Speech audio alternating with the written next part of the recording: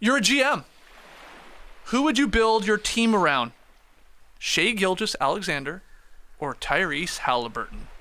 Woo, baby. We're starting with a hot one here on the beach. Trey Kirby, why don't you get us started? You're a GM.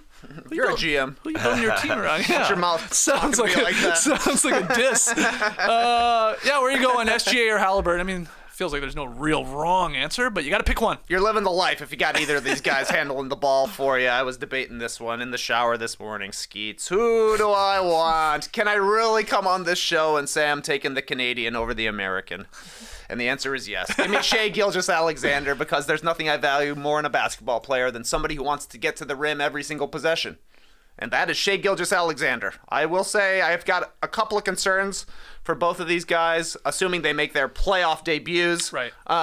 Will the free throws dry up for Shai Gilgeous-Alexander? The guy takes 10 free throws per 100 possessions, which is a lot. It's because nobody can stay in front of him, and he's got the craft once he gets inside to sell things with pump fakes and weird body moves. For Haliburton, he's a great three-point shooter, but as we saw in the IST final, teams will want to take the ball out of his hands, and he's such a willing passer and such a smart player that he will give the ball up, but that means maybe it doesn't make its way back to him, and that takes away some of his scoring once we get to the playoffs. We shall see. Definitely a different beast, but for right now, I'm SGA.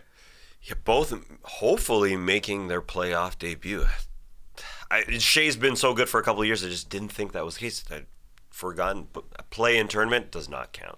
That does not count. But I think he is changing it a little bit. He definitely wants to get into the lane, definitely wants to get fouled, but he is shooting the three a little bit more this season. I wonder if he's going to be a little more comfortable out there, although he's not really a three-point shooter. Haliburton just wants to be the guy, so it's kind of hard not to pick him because of the Haliburton era that we're in right now. He is a couple years younger as well, but I'm definitely taking the Canadian. He knows how to be American. He went to high school here, Chattanooga, Tennessee, real close by here. I love Chattanooga. I love Canada. I love this guy. I love the difference to me is the defense on this guy. He gets after it. 2.8 steals. Yeah, I think that's what, I mean, also I'm Canadian, so of course I'm going to play the homer card. But, these are both amazing players, both great point guards. I mean, Haliburton, he might be the purest point guard in the league, if you believe that.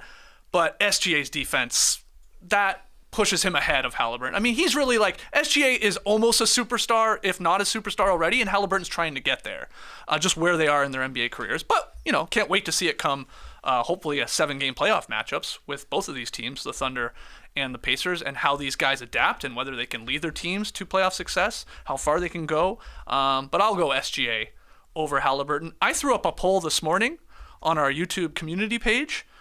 It already has 2,000 votes. Comments, people were going nuts, making their case for either guy. The breakdown with the vote, though, 67% were saying SGA, 33% Haliburton. So, every 2 out of 3 people were siding with SGA. If you're a GM and you're building a team right now, you're picking him over Haliburton. But some love for Tyrese as well. It's a fun one. Nice hypothetical.